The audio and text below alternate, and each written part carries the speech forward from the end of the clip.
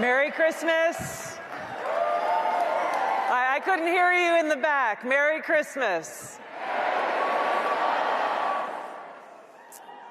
You know, I'm a little bit emotional walking out here because this is the first time we are gathered here for AmFest without Charlie Kirk. But I feel in all of your voices and your presence here his love.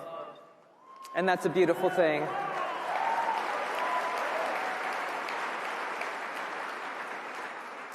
You know, at all the different TPUSA events that I have been through and to over the years, you know, Charlie was often the one who would, greet me at the door. We would go and kind of huddle in a corner backstage and start talking about, oh, hey, what's going on? What are you working on? What are you working on? And how do we tackle the biggest challenges that we face in this country, with Charlie always incredibly focused and full of energy, and not just looking around, okay, what's the next thing, but here's the 5, 10, 15, and 20-year plan that we really have to keep at the forefront of all that we're doing. And so, I didn't get to have that conversation with Charlie here. I had a conversation with Erica backstage, and I got to tell you, I continue to be in awe of this woman.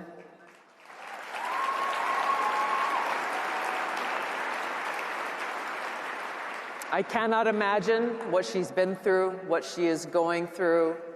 I'm in awe of and grateful for her kindness and her strength, and how she has opened up her heart during the toughest of times to the world, and how she continues to exhibit the kind of courage and strength that you and I know can only come from God.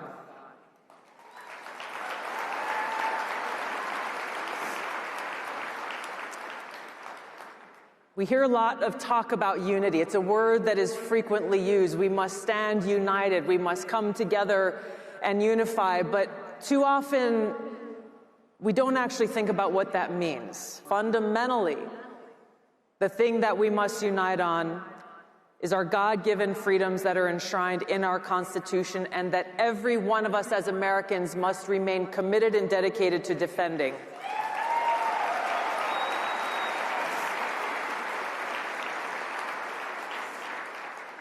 That is our foundation. When we talk about America, we can look at borders, we can look at land, we can look at territories, but when we truly look at what does it mean to be an American, and the responsibility that every single one of us as Americans carries with us, it is centered on our foundational principles, on that vision that our founders had for us, knowing way back then how challenging it would be and how there would be frequent and consistent attacks on our freedom, and it would be up to us to defend them. And that's exactly where we are today. Charlie understood these threats. He saw them and focused completely on this defense of freedom, not just in words, but in action. He lived that truth that so many of us who either worn the uniform or wear the uniform live by. I may disagree with what you say, but I will defend to the death your right to say it. That's real.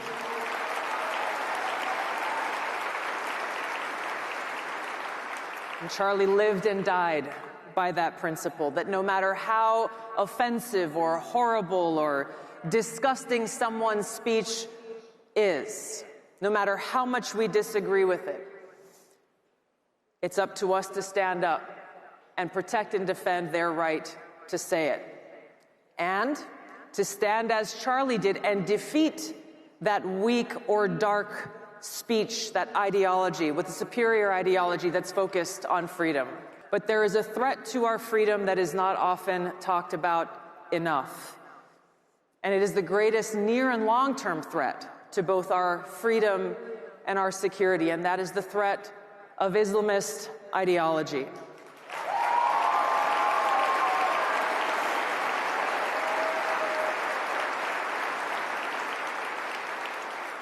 It is propagated by people who not only do not believe in freedom, their fundamental ideology is antithetical to the foundation that we find in our Constitution and Bill of Rights, which is that our Creator endowed upon us inalienable rights, the right to life, liberty, and the pursuit of happiness.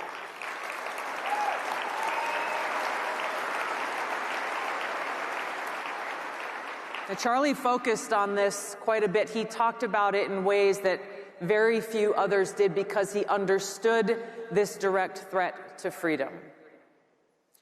When we look back to the attack on 9/11 that happened 24 years ago now, it changed so many of our lives, where thousands of Americans were killed by Islamist jihadis who attacked us on that day. And we were confronted with the reality of the lengths that they will go to try to attack the foundations of who we are as a country. It was a day that changed my life, probably like some of you in the room. It's what motivated me to enlist in the Army, to go out and to fight and to defend and to defend our freedom and defeat those who are attacking us.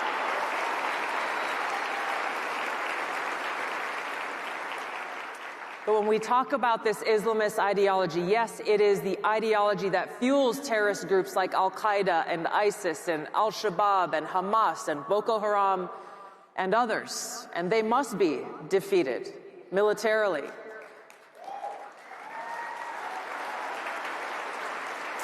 As they continue to actively plot and try to attack us. They are a threat to our security and our safety. But this Islamist ideology is a direct threat to our freedom because at its core, it is a political ideology that seeks to create a global caliphate that governs us here in America, threatening Western civilization, governance by Sharia law, governance by what they are calling their Islamic principles.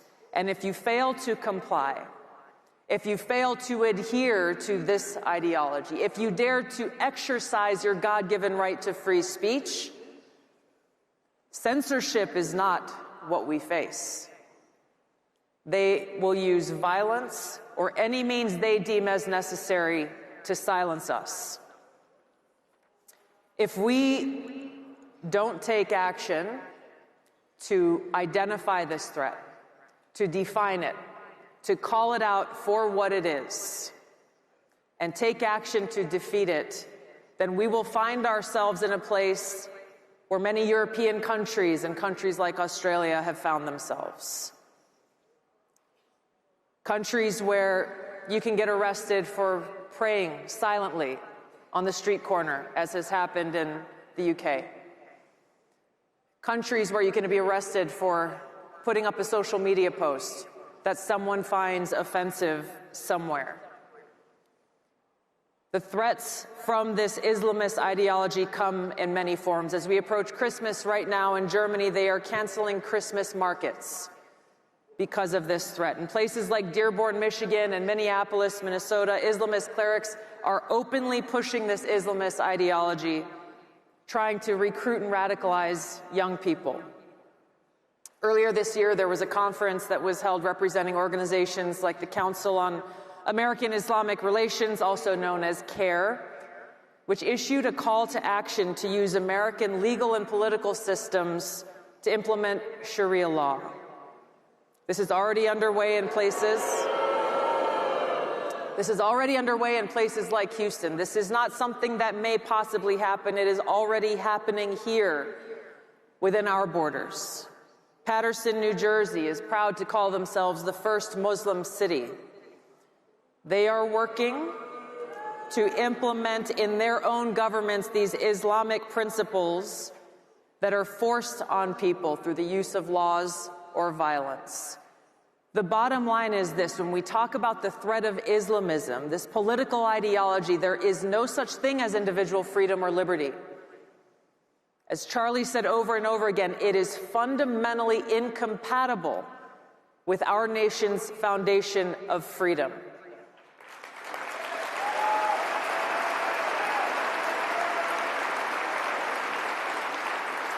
And at its core, when we understand that our freedom comes from God, and no one else, we understand the seriousness of this Islamist ideology threat, because it means they deny that God is the one who has bestowed this right to freedom in every one of us.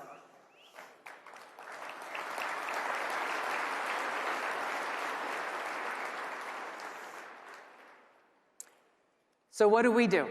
We as Americans have to stand proudly for freedom and understand that a free society cannot survive if it refuses to defend itself.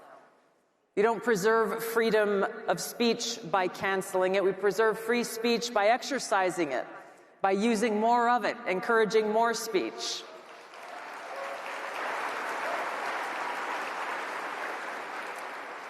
You know, one of the things that Charlie and I talked most often about was peace. And this was the topic of the last in-person conversation that I had with Charlie. It's the topic of peace. He was a consistent and powerful advocate for peace because he understood that in order for us to be truly free and prosperous, we must be at peace. He understood the importance of President Eisenhower's farewell address when he warned that, quote, "In the councils of government, we must guard against the acquisition of unwarranted influence, whether sought or unsought, by the military-industrial complex. The potential for the disastrous rise of misplaced power exists and will persist. We must never let the weight of this combination endanger our liberties or our democratic process."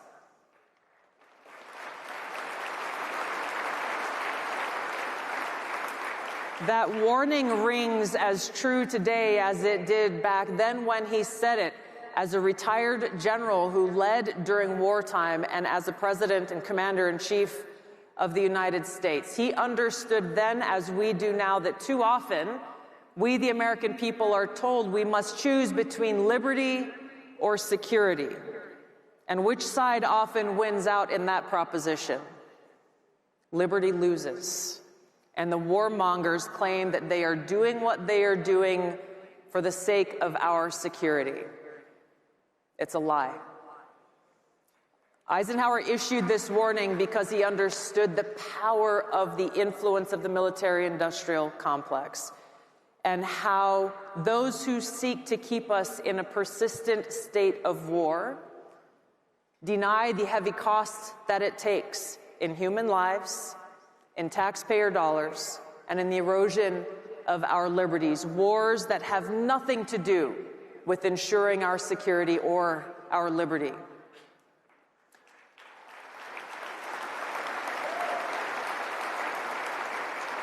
Now, this is something that we're dealing with right now in real time. As you know, President Trump has been persistently and relentlessly pursuing a peace deal to finally end the war between Russia and Ukraine. He talks frequently about the need to end the killing and the bloodshed, and his teams are negotiating now as we gather here. But what I've seen over these months is that every time they make progress and they move closer and closer to that hope for peace, the warmongers in the deep state step up and try to do everything they can to stop them. Predictably, they use the same old tactics that they've always used. The deep state within the intelligence community weaponizes intelligence to try to undermine progress. They leak it to their friends in the mainstream propaganda media to try to spread this and push a false narrative. They foment fear and hysteria as a way to justify the continuing of the war and their efforts to undermine President Trump's efforts towards peace, and do so specifically in this case in order to try to pull the U.S. military into a direct conflict with Russia, which is ultimately what the EU and NATO want. We cannot allow this to happen. We have to see clearly what's happening before our very eyes and stand united in this cause of peace.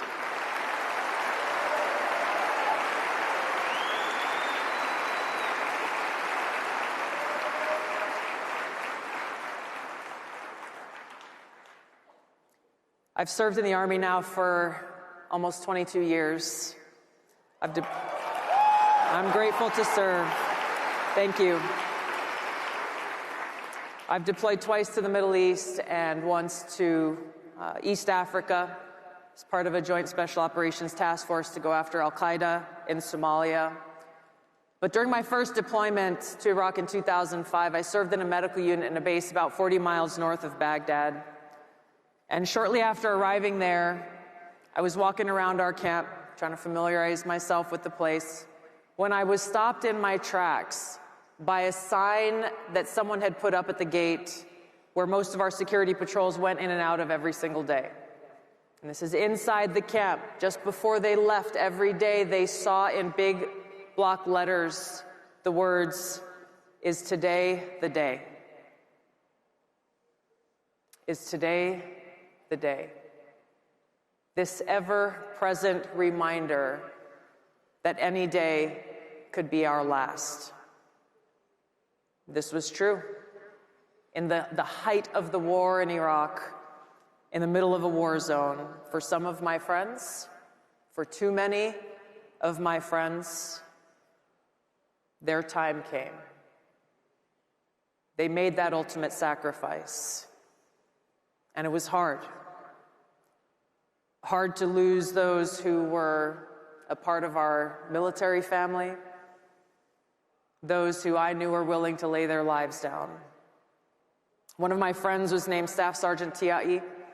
He was just a few days away from being able to go home to American Samoa and to see his wife and his kids. They were making plans for what they would do during his 2 weeks of R&R. And he was killed when a roadside bomb exploded underneath his vehicle as they were approaching their return to base. I really struggled with his death. We weren't very close, but he was part of our family. And I prayed a lot. I asked God for clarity and for strength and for understanding and peace, and taking shelter in God's love and having faith in Him was where I found that peace. Is today the day?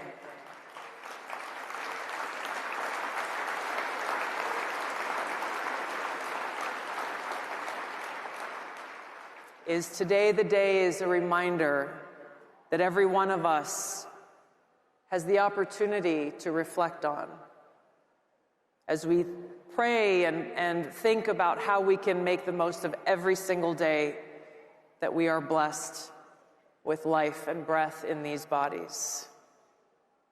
We know Charlie did that. I remember being at a rally with him towards the end of President Trump's campaign. He was running the whole event, and as the speakers were going through, he was sitting there just backstage with his laptop, working on to the next thing, on to the next thing, on to the next thing, working tirelessly. The reality of this reflection is today the day is just as important for us here as we gather and as we leave here and go about our daily lives as it was for those of us serving in a war zone. None of us knows how much time we have. But the thing that we can choose to do is to dedicate our every day to love and serve God with all that we have and in all that we do.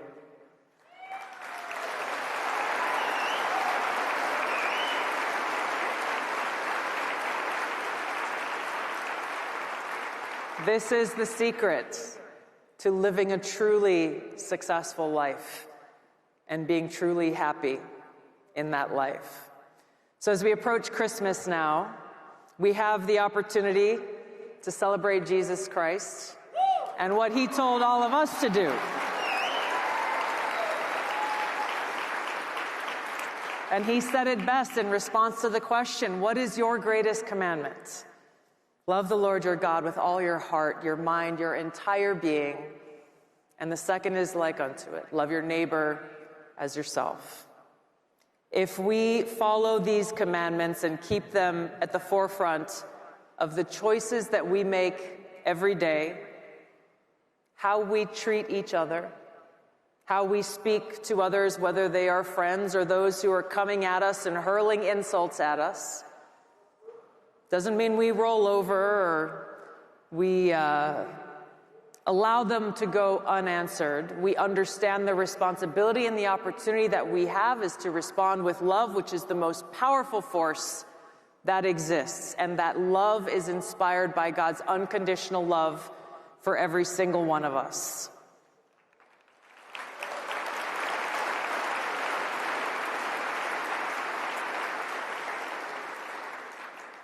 Is today the day? Yes, today is the day when we choose to stand together, united, with hope in our hearts that comes from the light of God's love shining through our lives and in our work. I have hope today, inspired by God's love, that we will share that love with others, that we will treat each other with respect, with aloha, and that we will stand strong and unshakable in our resolve to defend our God-given rights and freedoms. Merry Christmas. Thank you so much. May God bless you all. May God bless America. Thank you so much.